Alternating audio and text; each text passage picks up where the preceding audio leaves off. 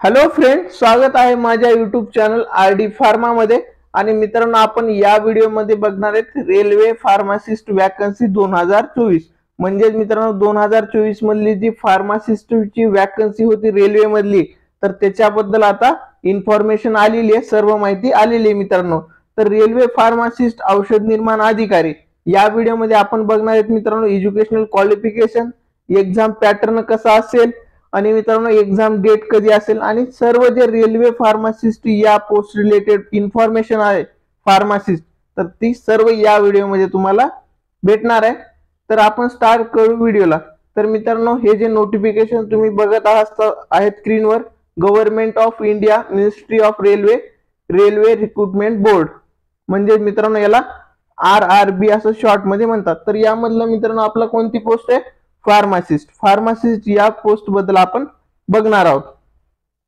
आणि मित्रांनो, हे जे अॅन्युअल कॅलेंडर आलेले आहे, त्यांचं अॅन्युअल शेड्यूल जे आलेले आहे रेल्वेचं RRBचं, ते कोणत्या डेटला आलेले? 2 फेब्रुवारी आलेला हा नोटिफिकेशन आहे। 2 फेब्रुवारी 2024 म्हणजे 3 दिवसाआधी आलेले। तर इथे बघू शकता मित्रांनो तुम्ही, annual calendar for RRB recruitment, issue of centralised employment notification. म्हणजे मित्रांनो आता ह्याच्या कॅटेगरीज मध्ये बघा, तर इथे आपलं कोणतं आहे? Paramedical category. आपला फार्मासिस्ट जो पद आहे तो कुठे येतो मित्रांनो? पॅरामेडिकल कॅटेगरी मध्ये येतो। आणि ह्याचं जे नोटिफिकेशन आहे मित्रांनो ते कधी येणार आहे? जुलै आणि सप्टेंबर या मंथ मध्ये नोटिफिकेशन येऊ शकतो आपल्या फार्मासिस्ट पोस्टचा। तर यामध्ये मित्रांनो ह्याची एक्झाम डेट कधी असेल? तर मित्रांनो जुलै आणि सप्टेंबर मध्ये नोटिफिकेशन आल्याच्या नंतर फॉर्म फिल करण्यासाठी 1 मंथ आणि 1 मंथ नंतर तुमची एक्झाम लगेचच होते मित्रांनो। म्हणजे तुमची एक्झाम ऑक्टोबरच्या एंडिंगला किंवा नोव्हेंबर मध्ये होण्याची शक्यता आहे मित्रांनो। तर यामध्ये मित्रांनो बघू की कोणकोणते फार्मासिस्ट जे आहेत ते इलिजिबल असणार आहेत। एज्युकेशनल क्वालिफिकेशन काय असणार आहे RRB मधल्या फार्मासिस्ट या पदाची? तर मित्रांनो एज्युकेशन क्वालिफिकेशन हा म्हणजे डिप्लोम्याला एक्सपिरियन्स यामध्ये दिलेला नाही। इथे बघू शकता तुम्ही, 12+2 in science or it equivalent with diploma in pharmacy from recognised institute and the registered as pharmacist under the pharmacy act 1948। तर याच्यामध्ये मित्रांनो तुमचा डिप्लोमा कंप्लीट झालेला पाहिजे आणि तुम्ही मित्रांनो रजिस्टर्ड फार्मासिस्ट असला पाहिजे फार्मसी ऍक्ट 1948 नुसार। आणि मित्रांनो हे महत्त्वाचे म्हणजे सेंट्रल फार्मासिस्टची वॅकन्सी आहे, त्याच्यामध्ये तुम्हाला तुमची जे पर्टिक्युलर कास्ट असेल त्याचा पण फायदा होणार आहे। हे झालं डिप्लोमा। तर मित्रांनो तुमची जर बी फार्म झालेली असेल, हे वरचं जे होतं ते डी फार्म बद्दल होतं की डी फार्मला इथे एक्सपिरियन्स काही दिलेला नाहीये, राईट? ते फॉर्म इझिली भरू शकता। नंतरचं क्वालिफिकेशन क्रायटेरिया काय? बी फार्मसी, म्हणजे तुमचं बी फार्म झालेलं असेल from recognised university or the equivalent and registered pharmacist, म्हणजे तुमचं डिप्लोमा झाला असेल किंवा डिग्री झाला असेल, तुम्ही दोन्ही मित्रांनो यामध्ये इलिजिबल आहात रेल्वे फार्मासिस्ट साठी। आणि तुमचं रजिस्ट्रेशन असणं खूप गरजेचं आहे। यानंतर मित्रांनो बघू खूप महत्वाचं म्हणजे एक्झाम पॅटर्न, की सर एक्झाम पॅटर्न कसा असणार आहे? तर मित्रांनो एक्झाम पॅटर्न पण हा खूप चांगला आहे पॅटर्न, कारण यामध्ये ना मित्रांनो नॉन टेक्निकलचा सिलेबस जो असतो तो फक्त 30 मार्काला येणार आहे। आता इथे आपण डिटेल मध्ये बघू, इथे प्रोफेशनल ॲबिलिटी असं दिलेलं आहे, म्हणजे तुमचं मित्रांनो टेक्निकल सिलेबस असेल। टेक्निकल मीन्स तुमचा फार्मसीचा सिलेबस असणार आहे, फार्मसीचा सिलेबस। तर ते किती असणार आहे मित्रांनो? 70 क्वेश्चन हे फार्मसीचे असणार आहेत।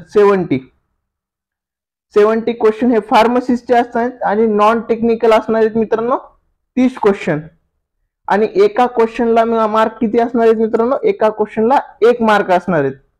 म्हणजे 70 मार्क फार्मसी आणि नॉन टेक्निकलचा जो काही सिलेबस असणार आहे ते 30 क्वेश्चन असतील, राईट?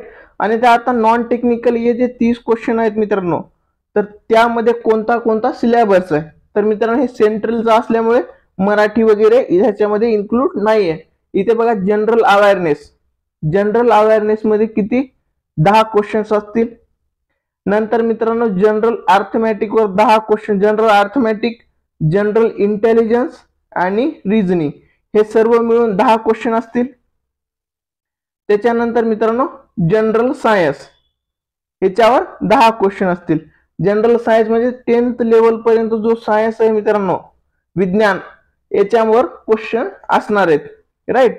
आणि मित्रांनो याचं जर तुम्ही बघितलं, हे जे सर्व सिलेबस आहे, टेक्निकल असेल, टेक्निकल आणि नॉन टेक्निकल, ह्या सर्व सिलेबसवर मित्रांनो दुसरा एक व्हिडिओ येणार आहे. त्यामध्ये फार्मसीचा कोणता कोणता पार्ट त्याच्यात इन्क्लूड आहे पॉइंट वाईज आपण डिस्कस करणार आहेत.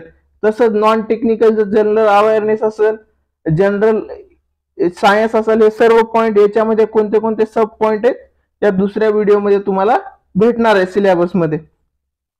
आणि नंतरचा पॉइंट बघा मित्रांनो, इथे the examination duration is 19 minute. म्हणजेच मित्रांनो 100 मार्कसाठी तुम्हाला किती मिनिट असणार आहेत? 90 मिनिट असणार आहेत. म्हणजे 100 क्वेश्चन असतील आणि ते तुम्हाला सॉल्व्ह करावं लागतील 90 मिनिट मध्ये. आणि नेक्स्ट महत्वाचा पार्ट मध्ये मित्रांनो याच्यामध्ये निगेटिव्ह मार्किंग असेल, जे की आपल्या झेडपी सार्वजनिक मध्ये निगेटिव्ह मार्किंग नव्हती, पण मित्रांनो याच्यामध्ये काय असणार आहे? निगेटिव्ह मार्किंग असणार आहे, राईट. मित्रांनो नेक्स्ट व्हिडिओ मध्ये मी तुम्हाला काय सिलेबस असणार आहे रेल्वे फार्मासिस्ट वॅकन्सीचा तो डिस्कस करेन. तसंच मित्रांनो आपल्या युट्यूब चॅनलवर ड्रग इन्स्पेक्टर ची जी आता पोस्ट येणार आहे एक्झाम इन्स्पेक्टर, ते त्यासाठी मित्रांनो आपण आपल्या युट्यूब चॅनलवर एक फ्री बॅच स्टार्ट केलेली आहे. तर तुम्ही त्यासाठी मित्रांनो युट्यूब चॅनलला सबस्क्राईब करा. आणि मित्रांनो महत्वाचं जे काही अपडेट्स असतील फार्मसी वॅकन्सी रिलेटेड, महत्वाचे नोटिफिकेशन असतील, तर त्याची सर्व इन्फॉर्मेशन मित्रांनो टेलिग्राम चॅनलवर तुम्हाला भेटणार आहे. त्यासाठी टेलिग्राम चॅनलला जॉईन करा, लिंक डिस्क्रिप्शन मध्ये दिलेली आहे. थँक्यू.